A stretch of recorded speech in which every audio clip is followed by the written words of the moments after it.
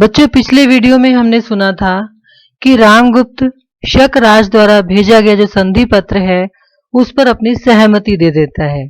और जब ये बात मंदाकिनी को पता चलती है तो वो बहुत दुखी हो जाती है। उसको लगता है कि जो स्त्री है उसके साथ ऐसा क्यों होता है, और मंदाकिनी वहां से चली जाती है। ध्रुव स्वामिनी का उदास भाव से धीरे धीरे प्रवेश। पीछे एक परिचारिका पान का डिब्बा और दूसरी चामर लिए आती है। ध्रुव स्वामिनी एक मंच पर बैठकर अधरों पर उंगली रखकर कुछ सोचने लगती है और चामर धारिणी चामर डुलाने लगती है। यानी कि अब जो है ध्रुव स्वामिनी वहां आ गई और वो एक मंच पर बैठ गई और दो सेविकाएं उसके पीछे हैं। एक ने पान का डिब्बा पकड़ा हुआ है और दूसरी चमर डुला रही है। ध्रुव स्वामिनी दूसरी परिचारिका से, हाँ क्या कहा? शिखर स्वामी कुछ कहना चाहते हैं? कह दो, कल सुनूंगी, आज नहीं। परिचारिका, जैसी आज्ञा। तो मैं कह आऊं कि अमात्या से कल महादेवी बात करेंगी। ध्रुव स्वामिनी कुछ सोचकर, ठहरो तो, वह गुप्त साम्राज्य के अमात्य हैं, उससे आज ही भेंट करना होगा। यानी कि पहले तो ध्रुव स्वामिनी बड़ी खिन्न है और वो शिखर स्वामी से मिलने से मना कर देती हैं। फिर उसे लगता है कि कोई अगर वो एक महामंत्री है तो कुछ मतलब जरूरी समाचार लेकर ही आए होंगे, इसलिए वो उसको बुला लेती है। हाँ, यह बताओ तुम्हारे राजकुल में नियम क्या हैं? पहले अमात्य की मंत्रणा सुननी पड़ती है, तब राजा से भेंट होती है। परिचारिका दांतों से जीभ दबाकर, ऐसा नियम तो मैंने नहीं सुना। यह युद्ध शिविर है न, परम भट्टारक को अवसर न मिला होगा। महादेवी आपको संदेह न करना चाहिए। यानी कि ध्रुव स्वामिनी जो है ना वो खिन्न है, दुखी है, क्योंकि राजा उससे कभी बात नहीं करता। तो वो व्यंग्य से पूछती है कि भाई राजा से मिलने के लिए पहले महामंत्री से मिलना पड़ता है।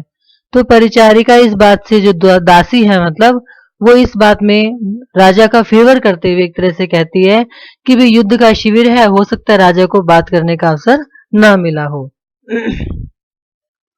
ध्रुव स्वामिनी, अब ध्रुव स्वामिनी क्योंकि वो दुखी है वो फिर पूछती है, मैं महादेवी ही हूं ना? यदि यह सत्य है तो क्या तुम मेरी आज्ञा से कुमार चंद्रगुप्त को यहाँ बुला सकती हो? मैं चाहती हूँ कि अमात्य के साथ ही कुमार से कुछ बातें कर लूं। तो वो दासी से कहते कि तुम चंद्रगुप्त को भी बुला लाओ। परिचारिका, क्षमा कीजिए, इसके लिए तो पहले अमात्य से पूछना होगा। ध्रुव स्वामिनी क्रोध से उसकी ओर देखने लगती है और वह पान का डिब्बा रखकर चली जाती है। एक बौने का कुबड़े और हिजड़े के साथ प्रवेश। कुबड़ा, युद्ध, भयानक युद्ध। तो वहां अब यहाँ नाटक में देखो क्या होता है कि कुछ मनोरंजन भी कह सकते हैं इसको और व्यंग्य भी कह सकते हैं कि वो जो राजा है और वहां का जो राज्य है, वहां के जो लोग हैं, एक तरह से लेखक ने ये दिखाना चाहा है कि वे कुबड़े, बौने और हिजड़े हैं। यानी कि वो व्यर्थ हैं, उनका कोई औचित्य नहीं है और वो सब वहां पर आकर नृत्य करने लगते हैं, एक नाटक सा करते हैं छोटा सा। देखिए, कुबड़ा, युद्ध, भयानक युद्ध। बौना, हो रहा है कि कहीं होगा मित्र? हिजड़ा, बहनों यही युद्ध करके दिखाओ ना, महादेवी भी देखें। बौना कुबड़े से, सुनता है रे, तू अपना हिमाचल इधर कर दे। मतलब जो कुबड़े का जो कुबड़ है उसके लिए कह रहा है वो उसको, मैं दिग्विजय करने के लिए कुबेर पर चढ़ाई करूंगा। उसकी कुबड़ दबाता है और कुबड़ा अपने घुटनों और हाथों के बल बैठ जाता है। हिजड़ा कुबड़े की पीठ पर बैठता है।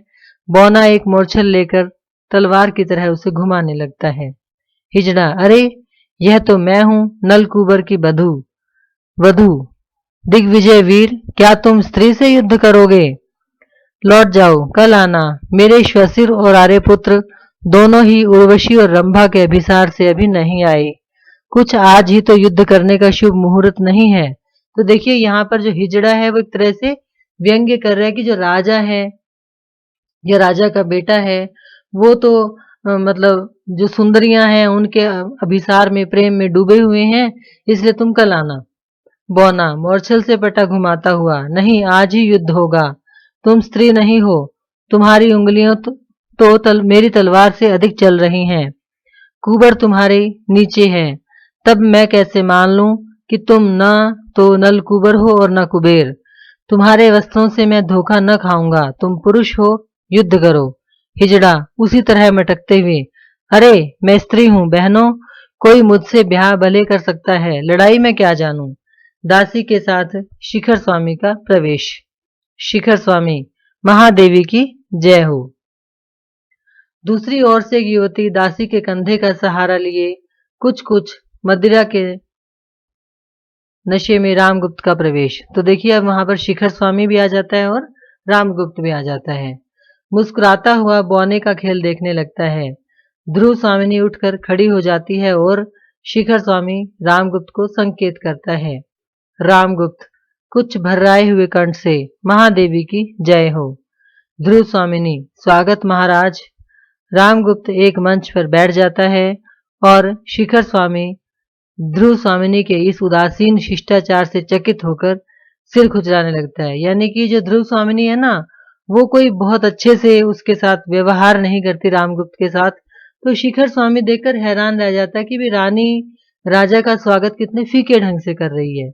कुबड़ा, दुहाई राजा धीराज की, मुझ हिमाचल का कुबर दुखने लगा। न तो यह नल कुबर की बहू मेरे कुबर से उठती है और न यह बोना मुझे विजय ही कर लेता है। रामगुप्त हंसते हुए, वाह रे वामन वीर, यहाँ दिग्विजय का नाटक खेला जा रहा है। बौना अकड़कर, वामन के बलि विजय की गाथा और 3 पगों की महिमा सब लोग जानते हैं। मैं भी 3 लात में इसका कुबर सीधा कर सकता हूँ। कुबड़ा, लगा दे भाई बोने, फिर यह अचल हेमकुट बनना तो छूट जाए। हिजड़ा, देखो जी मैं नल कुबर की वधू इस पर बैठी हूँ। बौना, झूठ, युद्ध के डर से पुरुष होकर भी स्त्री बन गया है। हिजड़ा, मैं तो पहले ही कह चुकी कि मैं युद्ध नहीं जानती। बौना, तुम नल कुबर की स्त्री हो ना, तो अपनी विजय का उपहार समझकर मैं तुम्हारा हरण कर लूंगा। लोगों की ओर देखकर उसका हाथ पकड़कर खींचता हुआ, ठीक होगा ना, कदाचित यह धर्म के विरुद्ध होगा। रामगुप्त ठठाकर हंसता है। मतलब कुल मिलाकर वो तीनों जो है ना, वहां पर एक तरह से एक नाटक सा कर रहे हैं और जो रामगुप्त है वो हंसने लगता है। ध्रुव स्वामिनी क्रोध से कड़क कर, निकलो, अभी निकलो, यहाँ ऐसी निर्लज्जता का नाटक मैं नहीं देखना चाहती। शिखर स्वामी की ओर भी सक्रोध देखती है। शिखर के संकेत करने पर वे भाग जाते हैं। रामगुप्त, अरे ओ दिग्विजयी सुन तो, उठकर ताली पीटता हुआ हंसने लगता है। ध्रुव स्वामिनी क्षोभ और घृणा से मुंह फेर लेती है। शिखर स्वामी के संकेत से दासी मदिरा का पात्र ले आती है। उसे देखकर प्रसन्नता से आंखें फाड़कर शिखर की ओर अपना हाथ बढ़ा देता है। अमात्य, आज ही महादेवी के पास में आया और आप भी पहुंच गए, यह एक विलक्षण घटना है ना। पात्र लेकर पीता है। तो मतलब वो शिखर स्वामी से जो है ना बातें कर रहा है बस, और जो है ना वो शराब पीने लगता है। शिखर स्वामी, देव मैं अभी एक आवश्यक कार्य से आया हूँ। रामगुप्त, ओह मैं तो भूल ही गया था, वह बर्बर शकराज क्या कहना चाहता है। मैं आक्रमण न करूं, इतना ही तो, जाने दो, युद्ध कोई अच्छी बात नहीं। तो फिर से ये उसी बात पर आ जाते हैं। तो शिखर स्वामी जो है ना उसको बताता है कि मैं किसी काम से आया था। तो रामगुप्त कहता है कि हाँ संदीप को मान लो, और अगर शकराज युद्ध नहीं चाहता तो मत करो, लड़ना कोई अच्छी बात नहीं है। शिखर स्वामी, वह और भी कुछ चाहता है। रामगुप्त, क्या कुछ सहायता भी मांग रहा है। शिखर स्वामी सिर झुकाकर गंभीरता से, नहीं देव, वह बहुत ही असंगत और अशिष्ट याचना कर रहा है। मतलब कि ऐसी बात है जो कि माननी नहीं जा सकती। रामगुप्त, क्या कुछ कहो भी। शिखर स्वामी, क्षमा हो महाराज, दूत तो अबध्य होता है, इसलिए उसका संदेश सुनना ही पड़ा। वह कहता था कि शकराज से महादेवी ध्रुव स्वामिनी का। रुक कर ध्रुव स्वामिनी की ओर देखने लगता है। ध्रुव स्वामिनी सिर हिलाकर कहने की आज्ञा देती है। विवाह संबंध स्थिर हो चुका था। बीच में ही आर्य समुद्रगुप्त की विजय यात्रा में महादेवी के पिताजी ने उपहार में उन्हें गुप्तकुल में भेज दिया, इसलिए महादेवी को वह। रामगुप्त हैं, क्या कहते हो अमात्य, क्या वह महादेवी को मांगता है। यानी कि शकराज ने क्या किया, संधि पत्र में ये लिखा कि मतलब जो ध्रुव स्वामिनी है वो मुझे दे दो। शिखर स्वामी, हाँ देव, साथ ही वह अपने सामंतों के लिए मगध के सामंतों की स्त्रियां भी मांगता है। तो दूसरी बात क्या कही उसने, मतलब राजा के लिए तो रानी यानी ध्रुव स्वामिनी और बाकी जो पुरुष हैं उनके लिए स्त्रियां। रामगुप्त निश्वास लेकर, ठीक ही है, जब उसके पास सामंत हैं तब उन लोगों के लिए स्त्रियां भी चाहिए। हाँ, क्या यह सच है कि महादेवी के पिता ने पहले शकराज से इनका संबंध स्थिर कर लिया था? शिखर स्वामी, यह तो मुझे नहीं मालूम। ध्रुव स्वामिनी रोष से फूलती हुई टहलने लगती है। तो देखिए, ध्रुव स्वामिनी को अब ये बात पता चल जाती है कि संधि में शकराज ने ध्रुव स्वामिनी को मांगा है और ध्रुव स्वामिनी को इस बात पर बहुत क्रोध आता है। लेकिन जो रामगुप्त है ना, वो इस बात को भी स्वीकार कर लेता है। रामगुप्त, महादेवी अमात्य क्या पूछ रहे हैं? ध्रुव स्वामिनी, इस प्रथम संभाषण के लिए मैं कृतज्ञ हुई महाराज, किंतु मैं यह भी जानना चाहती हूँ कि गुप्त साम्राज्य क्या स्त्री संप्रदान से ही बड़ा है?